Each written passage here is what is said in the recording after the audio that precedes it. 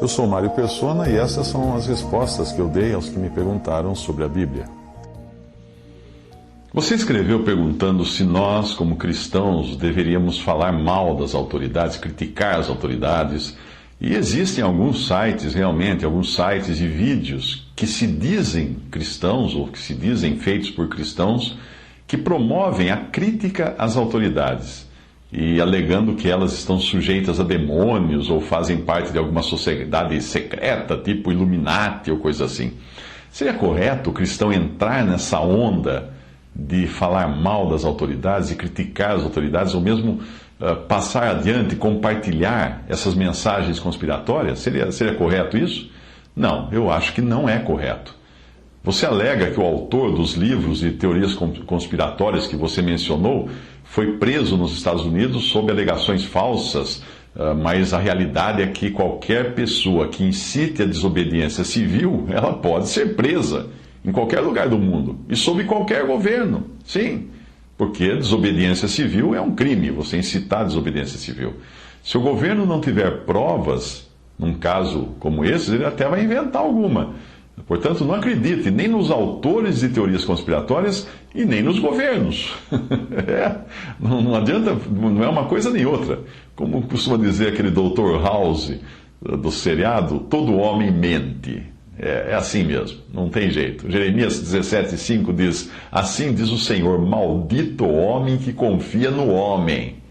Portanto, não confie em homem algum, seja de um lado, seja do outro, porque todos podem decepcionar você.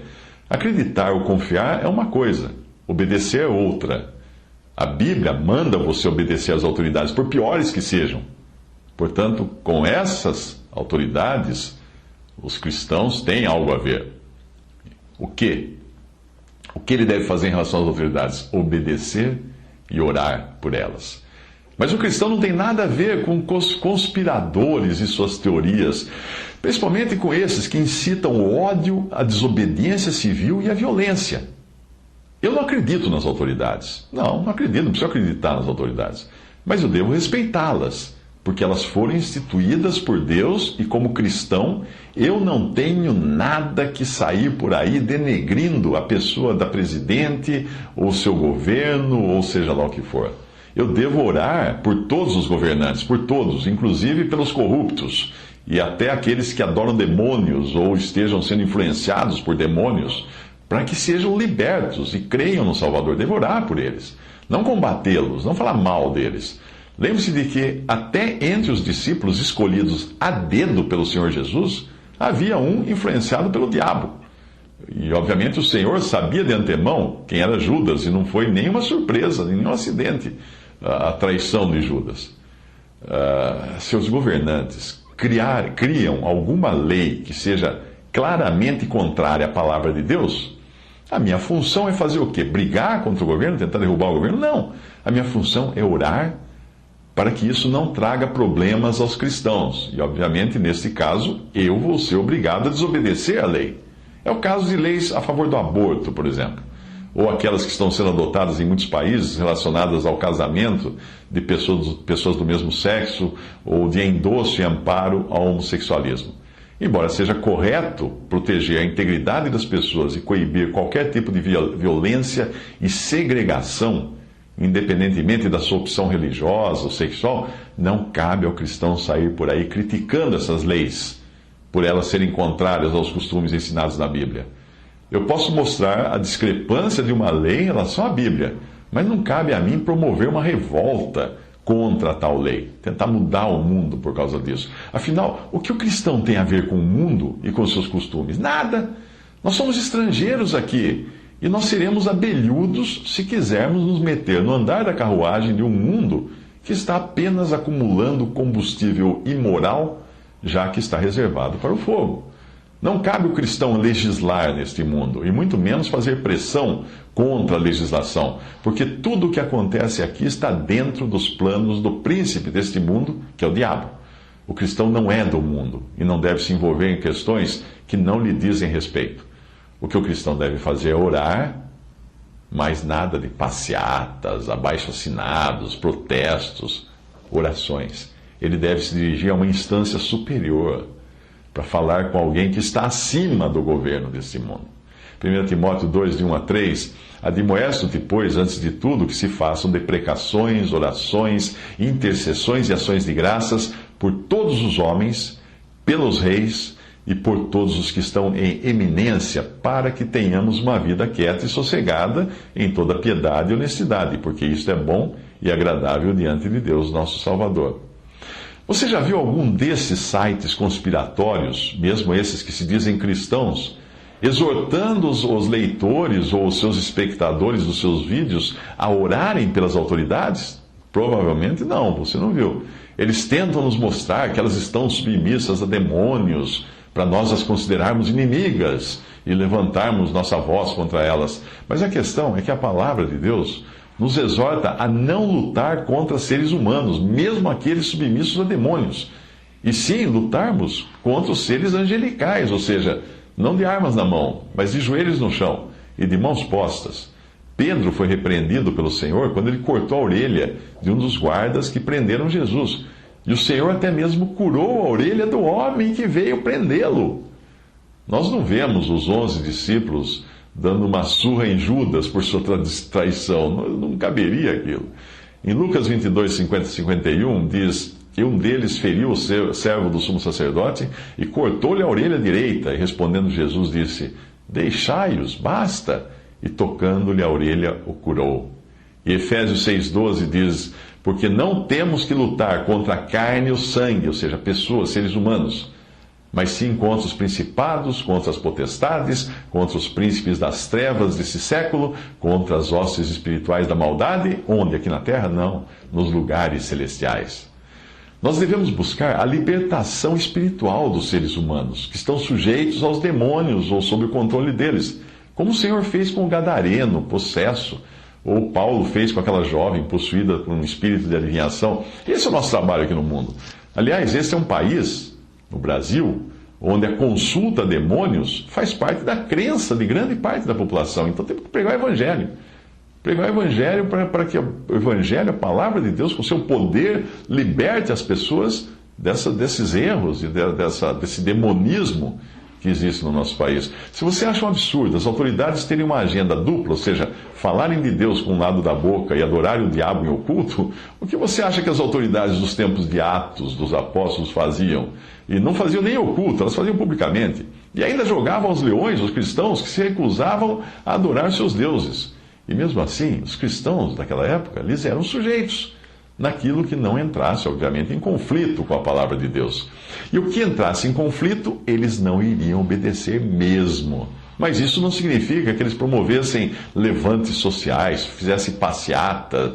Nós aprendemos isso com o próprio Senhor, em Lucas 23, 34, e dizia Jesus, Pai, perdoa-lhes, porque não sabem o que fazem. Esse é o modo do cristão. Não de guerrear, não de lutar, não de brigar, não de tentar derrubar governo, não é isso. Não se engane, por mais corruptas que sejam as autoridades, por mais perniciosas que sejam as leis, Deus está no controle de tudo. Este mundo jaz no maligno e vai continuar assim por um bom tempo, vai piorar só. Então, até mesmo a malignidade que nós encontramos nos governantes e nas leis tem a permissão temporária de Deus para prevalecer. Porque nada escapa aos propósitos de Deus. Ele quer, inclusive, que os próprios governantes malignos se convertam. Não é coincidência que este seu desejo venha logo depois da passagem na qual ele fala para orarmos pelas autoridades, 1 Timóteo 2, de 1 a 4, quando ele fala que se façam deprecações, orações, intercessões e ações de graças por todos os homens, pelos reis e por todos que estão em eminência, ele continua dizendo, porque isto é bom e agradável diante de Deus, nosso Salvador, que quer que todos os homens se salvem e venham ao conhecimento da verdade. A questão é que Deus usa governos injustos e leis ímpias como forma de castigo dos ímpios e aprendizado dos crentes. Se no Brasil o governo atual vai além da mera proteção ao cidadão homossexual e passar a fazer apologia à homossexualidade, nós não devemos nos espantar com isso. Afinal de contas, este é o país do carnaval, das pornochanchadas, das novelas que estouram em audiência quando existe algum apelo erótico e principalmente homossexual. É o que o povo incrédulo quer. Isso que o povo incrédulo quer. E Deus permite. Para quê? Para que a medida de injustiça do povo fique cheia e Deus não seja considerado injusto quando ele castigar os ímpios.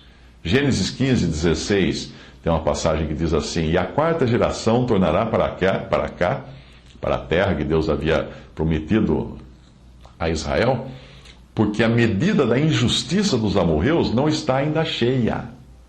Eles não podiam ir antes para lá, porque estava se enchendo a medida da injustiça dos amorreus. Para quando Israel tomasse a terra e julgasse aquele povo, seria com razão aos olhos de Deus.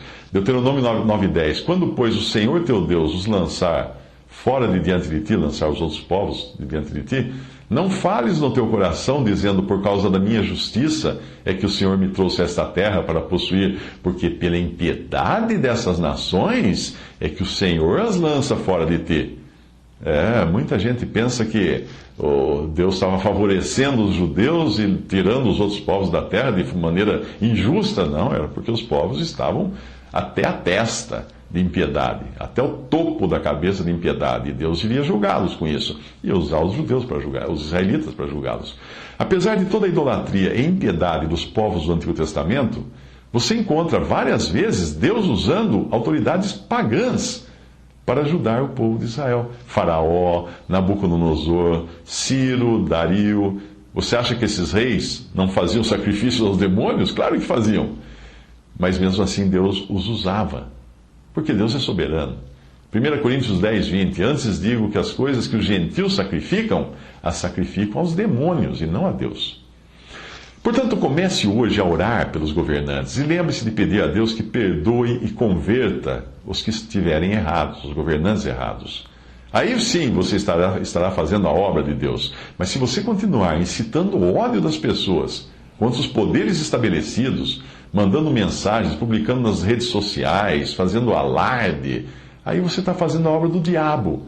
Porque o diabo é uma autoridade, ele também, contra a qual nós não devemos blasfemar, mas ele é aquele que vai contra a palavra de Deus e as ordens dadas por Deus, os mandamentos de Deus.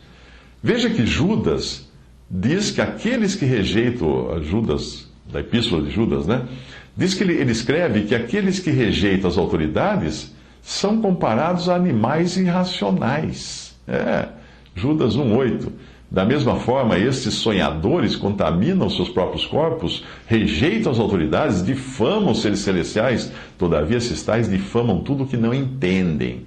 E as coisas que entendem por instinto animal, não é? Como animais irracionais, nessas mesmas coisas se corrompem.